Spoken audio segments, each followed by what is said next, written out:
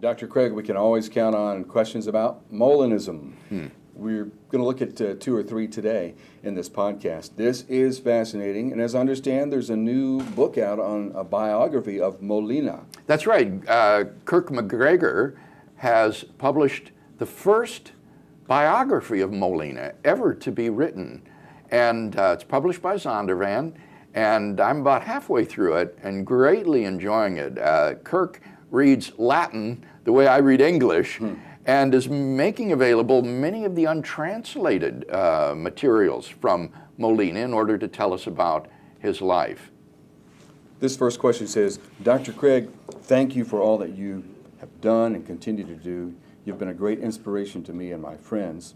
The resources that Reasonable Faith provides have been a tremendous help to us in evangelizing the lost and strengthening the kingdom. Now to my questions.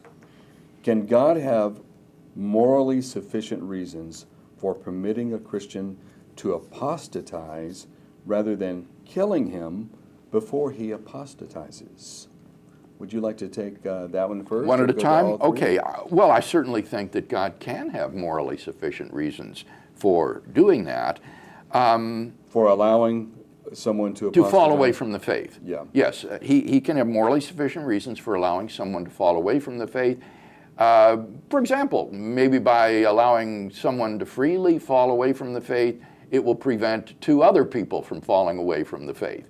And so he would have morally sufficient reasons for allowing this person to freely fall away from the faith. Now, someone might say, but how could God allow someone to fall away from the faith who, if he had lived a little longer, would have come back and repented?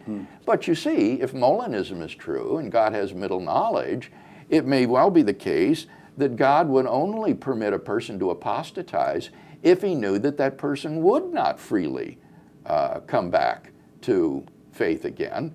And therefore, he doesn't do anything to seal off that person's chance at salvation.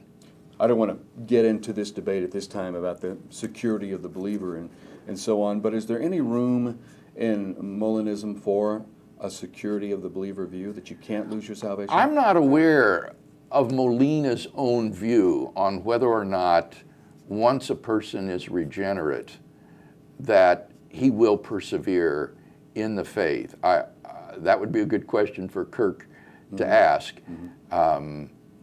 So I can't say that. What if you could be a Molinist? And well, also certainly, yeah, you could. You could say that God only chooses to save those who he knew would freely persevere in the faith if saved.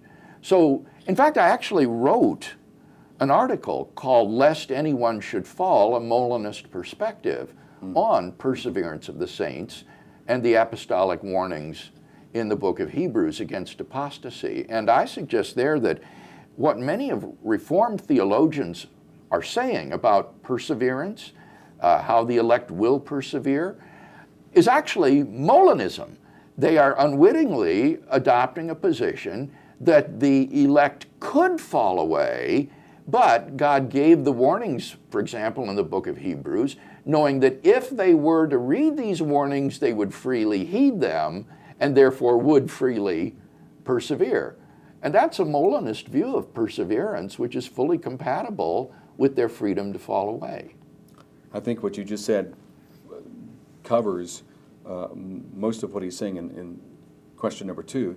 He says, if God does have morally sufficient reasons for permitting a Christian to apostatize, if so, could you explain what that would look like on your views regarding the doctrine of salvation, God's omnibenevolence, and Molinism? Anything we need to cover there? Only that God gives people the freedom to accept him or reject him, and that he gives sufficient grace to every person he creates to be saved. His will is that they will be saved, and if they freely spurn his grace and apostatize, that is entirely their own fault. They are freely resisting God's will and every effort to save them. He gives sufficient grace to persevere to every Christian who comes to know him. And so it would only be through human freedom and sin that anyone would fall away from the faith by rejecting God's grace. So allowing people to have the freedom to believe or disbelieve is consistent with God's omnibenevolence. He doesn't treat people like puppets, but treats them as free agents and provides and works for their salvation. He says, number 3, also, if so, what does this say about a single person's intrinsic worth? I think it would say that each person is created in the image of God and therefore inherently valuable in God's sight, and therefore God wants everyone to be saved. It's not as though he passes over some and refuses to give them sufficient grace for salvation. No, God gives sufficient grace to salvation to every person he creates. Every person is loved by God, and God wants every person to come to know him. But because they are free agents, God respects that. He respects their intrinsic worth by not treating them like puppets or coercing them to be saved. He allows them the freedom to accept or reject his salvation. So allowing people to have freedom with respect to how they respond to God's grace is a measure of the respect of human persons that God has and the intrinsic worth that they possess. Another question here in the related topic from South India. Dear Dr. Craig, I've been a great admirer of your work. While I'd love to pick your brain about 100 topics, for today I'll stick to one. Please forgive my poor phrasing. English is not my native language. I am puzzled by Molinism. Here it is. The only way we humans know how to accurately predict anything is by 1, knowing the present state of the system, and 2, knowing the laws that govern the system. If human free will is assumed, there are no laws that govern a given human. How is it possible for God to accurately know what a given human would do in a given circumstance? I wanted to, if it is logically possible, for a being, God, to know the future without it, the future, being fully determined. You have compared it to an infallible barometer, in the sense that the barometer does not cause the weather, but always predicts it accurately because it's infallible. But isn't this possible only if the barometer has some knowledge of the mechanisms that cause the weather? How can the actions or effects of something that does not have an antecedent cause, like human free will, be known, even by God? Wouldn't that be logically impossible? Let's break this down. Okay, first, he says the only way we humans know things to predict is by knowing the present state a system is in, and then knowing the deterministic laws that govern that system. Well, I think that's false. I think that we often have knowledge of counterfactuals of creaturely freedom about how people would freely choose. For example, I know that if I were to offer my wife, Jan, a plate of liver and onions or a plate of chocolate chip cookies, which one she would choose freely, as certainly as I know almost anything. Liver and onions. No, not Jan. And this is a free choice. It's not something she's determined to do, but I know her so well that I know how she would freely choose in a circumstance like that.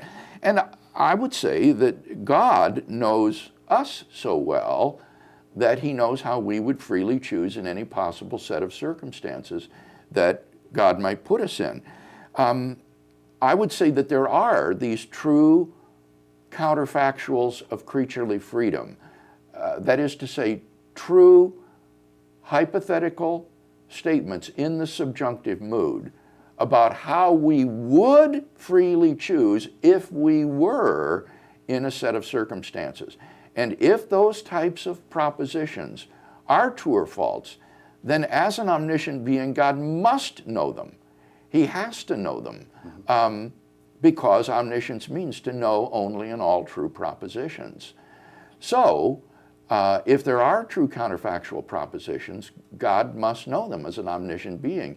Perhaps he simply has the innate property of knowing only in all true propositions. There are counterfactual propositions about how people would freely choose in various sets of circumstances. Therefore, God knows them. And I think no more needs to be said than that. If someone insists, well, but how is God omniscient? I'm not even sure what that kind of question means. That's like asking, how is God omnipotent? Or how is God morally perfect? There isn't any answer to those kind of how questions.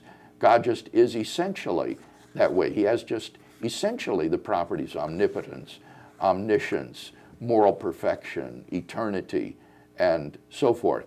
So I don't see any reason to think that it's logically impossible for God to have an innate knowledge of these counterfactuals of creaturely freedom, which would give him knowledge of how anyone would freely choose in any set of circumstances. Now, the problem here with the analogy of the infallible barometer is that he's misusing the illustration. The infallible barometer was meant to be an illustration that knowing something about the future doesn't determine the future. It's the way the future is that will determine the knowledge about it. Mm-hmm. The reading on the barometer is chronologically prior to the weather, but it doesn't determine the weather. Rather, it's how the weather will be that determines the barometer. It's not meant to be an illustration of freedom. No, the barometer is entirely deterministic. That's right. It's just simply meant to show an illustration of how foreshadowing something or foretelling something doesn't bring that thing about. It doesn't determine it. And the point it's meant to illustrate is that God's knowing what you will do doesn't determine that you will do it. Just because he knows what you will freely do doesn't mean that that brings it about. Quite the contrary. It is because you will freely do it that he has that foreknowledge. That was all the barometer illustration was meant to illustrate. It's not meant to be an illustration of a non-deterministic system, because clearly the barometer is. Being fallible humans, the best we can do is forecast or predict something. Yes, though I do think in some cases, as I say, we have knowledge of these counterfactuals of freedom. And that doesn't mean certainty, but you see, I don't think we should equate knowledge with certainty. I think we can know them with some reasonable probability or plausibility, and that's enough. Okay. Another question here.